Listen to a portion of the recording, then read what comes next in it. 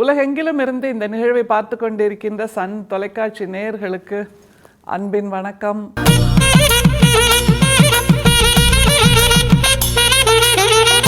தமிழ் சித்தர் பாடல்கள் வரிசையில் 14 சித்தர்களை பார்த்தோம், அவர்களை உணர்ந்தோம். அடுத்தது வள்ளலாரோடு நம்முடைய நெடும் பயணம் தொடர்ந்து கொண்டிருக்கிறது. பொதுவாக ஒரு வினாடி வினா கேட்கலான்னு இருக்கேன். என்னென்னா, கடல்கள் அப்படிங்கிறது என்னெல்லாம் நமக்கு தெரியும். ஆனால் உலகத்தில் இருக்கிற 5 பெரும் கடல்கள் அப்படின்னா எது தெரியுமா?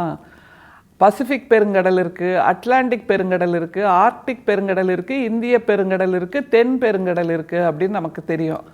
அது மாதிரி இந்தியாவை சுற்றி இருக்கிற கடல்கள் என்னென்னா அரபிக்கடல், இந்திய பெருங்கடல், வங்காள விரிகுடா அப்படிங்கிறதும் நமக்கு தெரியும். பொதுவாக படைப்பாளர்கள், கவிஞர்கள் இவங்களுக்கெல்லாம் கடல் பார்த்தல் அப்படிங்கிறது ரொம்ப பிடித்தமான ஒரு விஷயம். ஏன்னா அந்த உதய காலத்திலேயோ அல்லது அஸ்தமன காலத்திலேயோ போய் கடல் முன்னாடி உட்கார்ந்துக்கிட்டு அமைதியாக அந்த கடல் அலைகளை பார்க்கும்போது அது சொல்கின்ற பல செய்திகள் மெட்டாஃபிசிக்கல் எக்ஸ்பீரியன்ஸ் என்று சொல்லுவோம். அதாவது இந்த உடலை தாண்டி, இந்த பௌதிகத்தை தாண்டிய ஒரு அனுபவத்தை அது கொடுக்கும் அப்படிங்கிறது படைப்பாளர்கள் எல்லாருமே சொல்கிற ஒரு விஷயம். இது எதுக்கு இப்படி ஒரு நீளமான முன்னுரைன்னு கேட்குறீங்க? நம்ம உடம்புக்குள்ள 3 கடல் இருக்குது, அது தெரியுமா உங்களுக்கு? கேட்டால் என்ன சொல்வீங்க? என்னங்க இருக்கிறதே எஞ்சான் உடம்பு, இதில் 3 கடல் வேற இருக்கா, என்ன கதை இது அப்படின்னு நம்ம கேட்க தோணும். ஆனால் வள்ளல் பிரான் இந்த 3 பெருங்கடல்கள் நம் உடம்புக்குள் இருக்கிறது என்பதை உணர்ந்திருக்கிறார். அதுதான் ரொம்ப முக்கியம். நமக்குள் இது இருக்குது, இந்த 3 பெருங்கடல் இருக்குது. கொஞ்சம் அந்த கடல் அலைகளோட சத்தத்தை காது கொடுத்து கேட்டோன்னு வைங்களேன், அந்த கடல்கள் நம் மனசுக்குள் இருக்குது, உடம்புக்குள் இருக்குது அப்படிங்கிறத புரிஞ்சுக்க முடியும். அப்படிங்கிற அந்த 3 பெருங்கடல்களை வள்ளல் பிரான் பட்டியலிட்டு சொல்கிறாரு. அதை கேளுங்க. கேட்டதுக்கப்புறம் ஆமாம், நம்ம உடம்புக்குள்ளே இந்த 3 பெருங்கடல் இருக்கே அப்படிங்கிற நினைப்பு நமக்கு வரும். வள்ளல் பிரானோட பயணிக்கலாமா? காமக்கடலை கடந்து வெகுளிக்கடலை நீந்தினேன், கடிய மயக்க கடலை தாண்டி அடியை ஏந்தினேன், சேம பொதுவில் நடம் கண்டு எனது சிறுமை நீங்கினேன், சிற்றம்பலத்து நடம் கண்டு உவந்து மிகவும் ஓங்கினேன். இப்போ புரியுதா? 3 பெருங்கடல் நம்ம உடம்புக்குள்ள இருக்குன்னு சொல்றாரு பாருங்க. காமக்கடல் இருக்கு, வெகுளிக்கடல் இருக்கு, மயக்க கடல் இருக்கு அப்படின்னு சொல்லும்போது இப்போ நமக்கு பொறி தட்டும். ஆமாம் இல்லை, இந்த 3 நமக்கு இருக்கு, ஆனால் இதை உணராமையே நம்ம வாழ்ந்துட்டுருக்கோமே அப்படின்ட்டு. அந்த ஒவ்வொரு கடலும் எதை பற்றியது அப்படின்னு வள்ளல் பிரானோட பார்வையிலேயே பார்க்க போகலாம். சரியா? காமக்கடலை கடந்து, காமக்கடல்னா என்னது? முதல்ல அதை புரிஞ்சுக்கணும். எல்லாவற்றின் மீதும் பற்று வைப்பது என்பது நம்ம நாட்டுப்பற்று, மொழிப்பற்று, தேசப்பற்று அப்படின்லாம் சொல்லுவோம். ஆனால் ஆசை வைப்பது தவறு அப்படிங்கிறது நமக்கு நல்லா தெரியும். அதனால தான் மண்ணாசை, பெண்ணாசை, பொன்னாசை அப்படின்னு 3 ஆசைகளை விட்டு விலக வேண்டும் அப்படின்னு நம்ம ஞானிகள்லாம் சொல்லியிருக்காங்க. பற்று என்பது நமக்கு உரிமையான பொருளின் மீது வைக்கக்கூடிய அன்பு. ஆசை என்பது நமக்கு உரிமை இல்லாதவர்கள் மீது, உரிமை இல்லாத பொருட்கள் மீது வைக்கக்கூடிய பேராசை. பேராசைன்னு தான் வார்த்தை இருக்கே தவிர பேர் பற்று அப்படின்னு இல்லை. அப்போ பற்று என்பது நல்லது, பற்று என்பது இருக்க வேண்டியது, பற்று என்பது உரிமை உள்ள பொருட்கள் மீது, உரிமையுள்ள உயிர்கள் மீது, உரிமையுள்ள அந்த செல்வங்கள் மீது, உரிமையுள்ள உறுப்பினர்கள் மீது நாம் வைப்பது, நம்முடைய குடும்ப உறுப்பினர்கள் மீது வைப்பது. ஆனால் ஆசை என்பதுதான் காமம் என்றாகிறது. எல்லாவற்றின் மீதும் ஆசைப்படுவது, எல்லாவற்றின் மீதும் இச்சை கொள்வது, பேராசை கொள்வது. அது நமக்கு சம்பந்தமே இல்லாத விஷயமா இருக்கும், நமக்கு உரிமையே இல்லாத விஷயமா இருக்குங்க. அதன் மேலே ஆசைப்பட்டுட்டு அதுக்காக மனசு பொறுமி இருந்தால் எப்படி? அல்லது அதை கைப்பற்ற வேண்டும் அப்படிங்கிறதுக்காக களவு, திருட்டு இப்படியெல்லாம் பண்ண ஆரம்பிக்கிறதும் தப்பு. நமக்கு உரிமை இல்லாத பொருட்கள் மீது ஆசைப்படுவதன் மூலமாக பல தீய குணங்கள் நமக்கு வந்து சேரும். அதனால் அந்த காமக்கடலை, அந்த ஆசை கடலை நீந்திட்டேன் அப்படிங்கிறாரு. அந்த ஆசை கடலை நீந்தி கரை சேர்ந்துட்டாராம். ஆனால் நம்ம என்னைக்காவது அப்படி சொல்ல முடியுமா?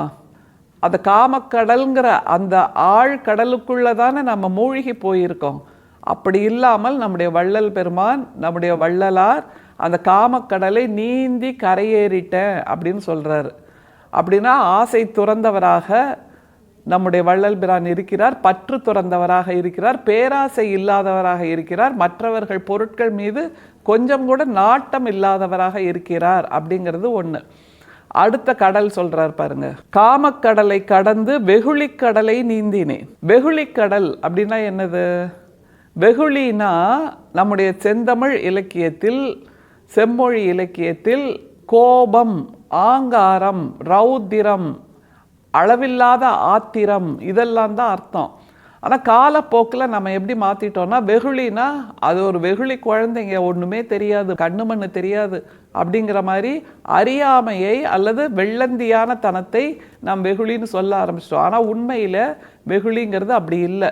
கோபம், ஆத்திரம், ரௌத்திரம், சினம், வெஞ்சினம், இதெல்லாம் தான் அந்த வெகுளிங்கிற வார்த்தையில் வரும்.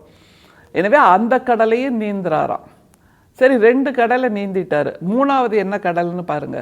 கடிய மயக்க கடலை தாண்டி அடியை ஏந்தினேன். மயக்க கடல்னு வேற ஒன்று சொல்றாரு புதுசா. அது என்னது மயக்க கடல்? அறியாமை கடலை தான் மயக்க கடல் அப்படிங்கிறார். அது தவிர யார் என்ன சொன்னாலும் அதில் மயங்கி போயிடுறது, நம்முடைய பகுத்தறிவை கொஞ்சம் கூட பயன்படுத்தாமல் இருப்பது. பகுத்தறிவு அப்படின்ன ஒன்று பயந்துடுறாங்க பல பேர். அது ஒரு தவறான வார்த்தை இல்லை, மனிதர்களுக்கான வார்த்தை அப்படிங்கிறத நம்ம புரிஞ்சுக்கணும். மாடுகிட்ட போயோ, கண்ணுகிட்ட போயோ, அல்லது விலங்குகள்கிட்ட போயோ, யானைகிட்ட போயோ, நரிகிட்ட போயோ நீ பகுத்தறிவோடு இருக்கணும் அப்படின்னா நம்ம பார்த்து சிரிப்பாங்க. ஏன்னா விலங்குகளுக்கு அந்த அறிவு கிடையாது. 6ஆம் அறிவு தான் பகுத்தறிவு, சிந்திக்கின்ற அறிவு தான் பகுத்தறிவு. அப்போ அதை நாம் பயன்படுத்த வேண்டியது ரொம்ப முக்கியம். பயன்படுத்தாமல் இருந்தால்தான் தவறு அப்படிங்கிறத புரிஞ்சுக்கணும். அப்போது அந்த மயக்க கடல், அந்த மயக்கம் எதனால் வருது அப்படின்னா கற்பனை அல்லது கட்டுக்கதை, இதையெல்லாம் கேட்டு மயங்கி மனசு அப்படியே ததும்பி ரொம்ப நிறைவாக இருக்க மாதிரி உணர்றோம்ல, அப்படி இருக்கக்கூடாது. அந்த மயக்க கடலை, அறியாமை என்கின்ற கடலை, மற்றவர்கள் சொல்லுகின்ற வார்த்தைகளில் இருக்கக்கூடிய அந்த நாடகத்தனத்தை புரிந்து கொள்ளாமல் இருக்கக்கூடிய அறியாமையை நீந்தி வெளியே வந்து அப்படின்னு சொல்ல. சரி, வெளியே வந்தப்புறம் என்ன பண்ணியிருக்கார் பாருங்க. கடிய மயக்க கடலை தாண்டி அடியை ஏந்தினேன், சேம பொதுவில் நடம் கண்டு எனது சிறுமை நீங்கினேன். இதுதான் ரொம்ப முக்கியம். சேம பொதுவில் நடம் கண்டு அப்படிங்கிறார். அந்த ஜீவகாருண்யம் அல்லது அருட்பெரும் சோதி என்பது பொதுவில் நடம் புரிகின்ற ஒரு நடனம். இதில் இவங்களுக்கு மட்டும்தாங்கிற பிரிவினை இல்லை அப்படிங்கிற வள்ளல் பிரானோட இடத்துக்கு வந்து சேர்ந்துட்டார்.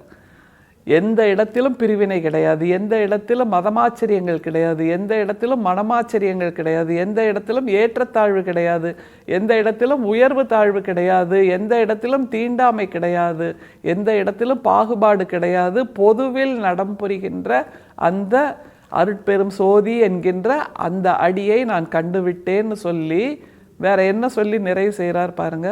சிறுமை நீங்கினேன், சிற்றம்பலத்து நடம் கண்டு உவந்து மிகவும் ஓங்கினேன். அந்த நடம் புரிகிற இடம் வந்து சிற்றம்பலம். அதற்கு பேரு தான் சிற்றம்பலமே தவிர அந்த இடத்தில் ஒளிர்கின்ற அந்த ஜீவகாருண்ய ஒளி அல்லது அருட்பெரும் ஜோதி ஒளியை பார்த்து விட்டால் நாம் பேரம்பலத்தில் இருப்போம், அந்த சொர்க்கத்தில் இருப்போம் என்பதை நான் உணர்ந்து கொண்டேன் அப்படிங்கிறாரு. எங்கே ஆரம்பித்து எங்கே வந்து நிற்கிறார் பாருங்க. அந்த 3 கடலையும் நீந்தி தன்னுடைய வாழ்வில் கரையேறியவர் நம்முடைய வள்ளல் பிரான். கரையேறினப்புறம் எங்கே போனார் அப்படின்னா பொதுவில் நடம் புரியும் அந்த அருட்பெரும் சோதியை நோக்கி நடந்திருக்கிறார். அந்த அருட்பெரும் சோதியை மனதில் தாங்கியவுடன் அவருக்கு சிற்றம்பலமாக இருக்கக்கூடிய நடம் புரிகின்ற அந்த பொதுமை அம்பலம் மனதில் வந்து சேர்ந்து விட்டது. அப்படின்னா நாம் எவ்வளோ பெரிய பயணத்தை இன்னமும் தொடர வேண்டியிருக்குல்ல. முதல் அடி கடலுக்குள்ளிருந்து நாம் இன்னும் கரைக்கே வந்து சேரல. ஒரு கடல்லிருந்தே நம்ம மீண்டு வரலைன்னா 3 கடலையும் எப்போ தாண்ட போகிறோம்? அந்த கடலை தாண்டி, கரையை தாண்டி, மணலை தாண்டி எப்போ அந்த பொது இடத்துக்கு வந்து சேர போகிறோம்? எப்போ நம்ம மனசை பொதுமை தன்மை உள்ளதாக மாற்றப் போகிறோம் என்ற கேள்வியை நமக்கு விதைத்திருக்கிறார் வள்ளல் பெருமான். கேள்வியை கேட்பதோடு மட்டுமல்லாமல் அதற்கான பதிலையும் தேட ஆரம்பிப்போம் இந்த நொடியிலிருந்தே. அருட்பெரும் சோதி, அருட்பெரும் சோதி, தனிப்பெரும் கருணை, அருட்பெரும் சோதி. மீண்டும் சந்திப்போம். நன்றி, வணக்கம்.